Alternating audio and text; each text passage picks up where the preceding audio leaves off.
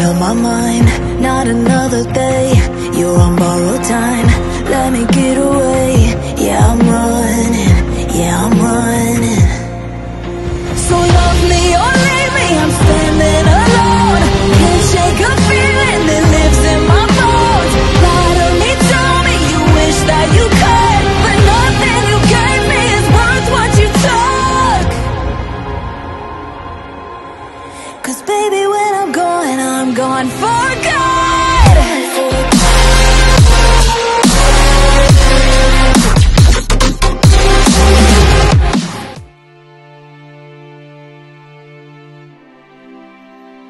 Melanjutkan dari kisah sebelumnya.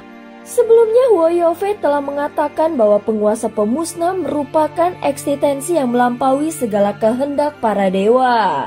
Penguasa pemusnah makhluk dari zaman kuno, sejujurnya aku belum pernah mendengarnya sebelumnya. Ye Beijing mengatakannya dengan santai dan di matanya tidak terlihat rasa hormat yang berarti. Belum pernah dengar itu wajar, karena penguasa pemusnah itu seorang wanita.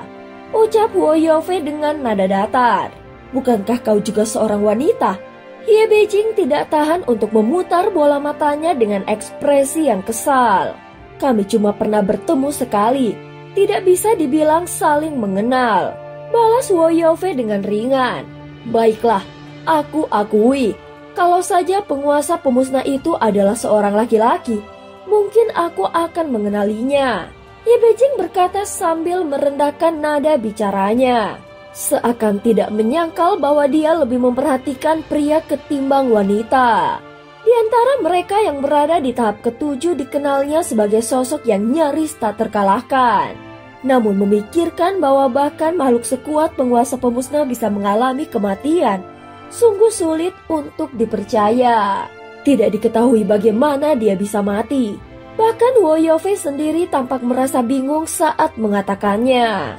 Konon setelah mencapai tahap kekekalan dewa di tingkat 7, seseorang akan menjadi makhluk abadi yang tidak bisa dimusnahkan oleh waktu kecuali dibunuh secara langsung. Apalagi sosok penguasa pemusnah dikenal dengan kekuatannya mengerikan bahkan tidak terkalahkan di antara para puncak tahap ke-7. Sehingga dengan membunuhnya saja sudah menjadi peristiwa luar biasa. Itulah sebabnya Woyove merasa kematiannya tidak masuk akal. Seolah ada rahasia besar yang tersembunyi. Aku mengerti. Kurasa alasannya berhenti di tahap ke-7 juga bukan karena dia tidak bisa menembus batas, tetapi karena dia tidak menginginkannya. Ucap Ye Beijing dengan ringan. Tatapan Woyove sedikit berubah. Dia hanya menatap ke depan tanpa langsung menjawab. Setelah beberapa saat merenung, ekspresi terkejut yang sempat muncul pun kembali tersembunyi. Barulah dia membuka mulutnya perlahan. Jadi kau juga menyadarinya? Tanya Woyove dan mata indahnya sedikit menyipit. Ekspresinya tidak banyak berubah. Tetapi saat mendengar kata-kata Ye Beijing tadi, aura di tubuh Woyove langsung berubah drastis. Meski tidak banyak yang menyadarinya, sepertinya memang ada benarnya. Begitu seseorang menembus tahap ke-7, entah kenapa akan ada resiko mati secara misterius. Kalau menurutmu penguasa pemusnah sekuat itu, kenapa dia bisa mati dengan begitu mudah? Ye Beijing bergumam dengan ekspresi penuh berpikir. Woyove pun terdiam lalu berkata pelan. Memang aneh. Justru tahap ke-7 terasa paling stabil, seolah ada sesuatu yang tersembunyi yang secara diam-diam membunuh para sosok kuat di tahap itu. Ye Beijing menoleh menatap Woyove mencoba menangkap sesuatu dari ekspresinya. Apakah kau tahu sesuatu? Aku hanya merasa penasaran kenapa bahkan makhluk sekuat itu bisa mati. Jawab Woyove datar. Setelah beberapa saat, percakapan pun berakhir sampai di sana. Meskipun mereka seperti menyimpan rahasia, namun tak seorang pun ingin mengatakan fakta yang sebenarnya. Di saat yang sama di dalam jalur jantung api, tubuh Xiaoyan sudah hancur hingga tinggal tulang belulang seperti bola kulit yang mengempis. Tubuhnya juga diselimuti api yang nyaris meledak. Di tengah tatapan banyak orang yang mulai menajam, tubuh Xiaoyan tiba-tiba meledak hebat. Daging, otot, dan bahkan tulangnya hancur berkeping-keping. Dalam sekejap dia dilahap habis oleh lautan api di sekitarnya dan sosoknya pun benar-benar menghilang. Bersamaan dengan itu auranya juga lenyap tanpa jejak. Dia meledak dan mati. Qi Xiaoyan terkejut hingga mundur selangkah.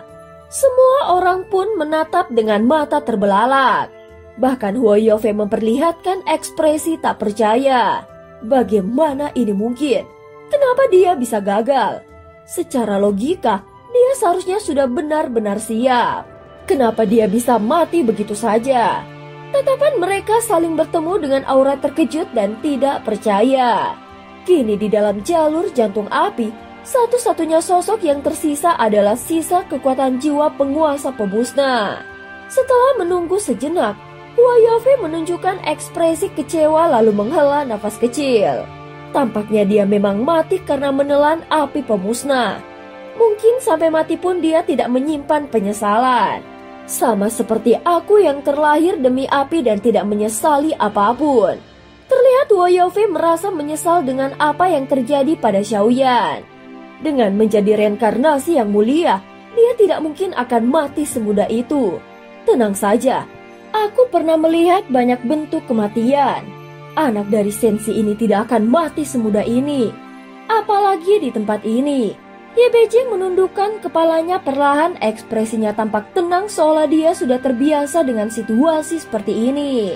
Huo Yaofei mendengar perkataan itu lalu kembali memandangi wilayah jalur jantung api.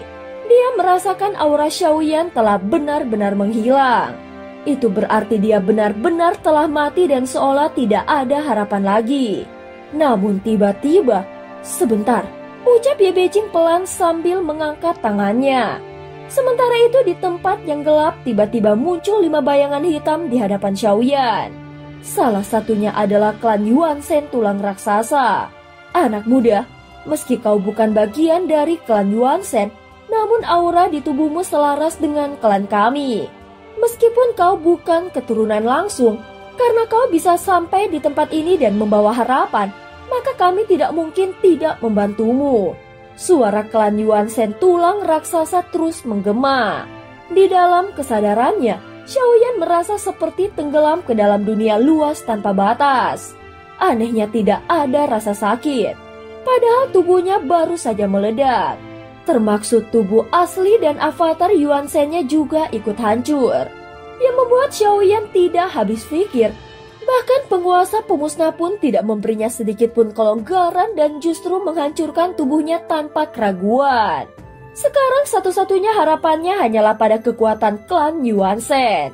Dia berharap mereka bersedia membantunya. Dari kelima bayangan tadi, hanya klan Yuan Shen tulang raksasa yang menunjukkan diri. Sementara 4 lainnya tetap dalam bayangan.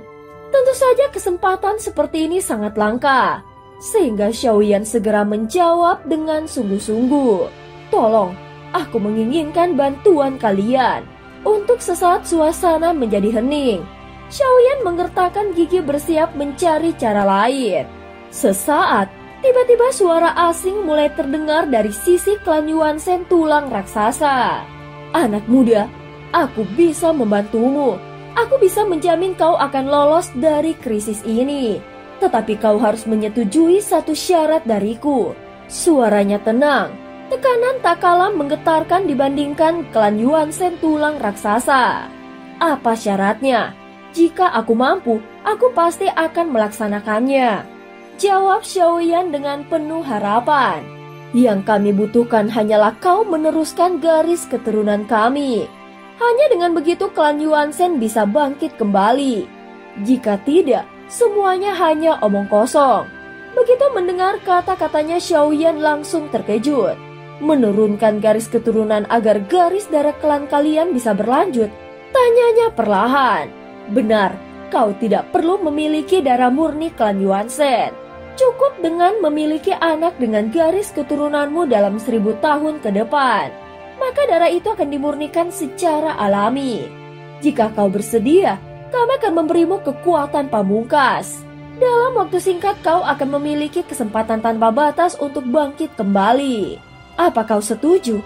Suara itu kembali menggema dan Xiaoyan bisa merasakan gelombang kekuatan jiwa menyelimuti dirinya. Saat ini waktunya sudah tidak banyak. Jika dia menolak, maka harapannya pun akan musnah. Sehingga tubuh asli maupun tubuh avatar Yuan Shen-nya tidak akan bisa pulih kembali. Jadi dia tidak punya pilihan lain dan hanya bisa mengangguk setuju. Dalam 1000 tahun ke depan, aku akan melahirkan 4 anak untuk klan Yuan Shen. Ucapnya dengan tegas. Tidak 100 tahun. Suara itu mengoreksi kata-katanya. Xiaoyan menghela nafas setelah mendengarnya. Bagaimanapun, sekarang dia tidak punya hak untuk menawar apapun. Bagi dirinya sendiri, syarat itu sebenarnya tidaklah berat. Baiklah, aku setuju. Xiaoyan mengangguk dan menyetujui perjanjian. Dalam jangka panjang, avatar Yuan Shen-nya akan menjadi salah satu ras paling kuat di dunia sensi. Pada saat yang sama di dalam jalur jantung api, cahaya yang menyilaukan tiba-tiba menyinari seluruh ruang. Dan cerita pun berakhir. Terima kasih udah dengerin Mihu dari awal sampai akhir ya. Sampai jumpa.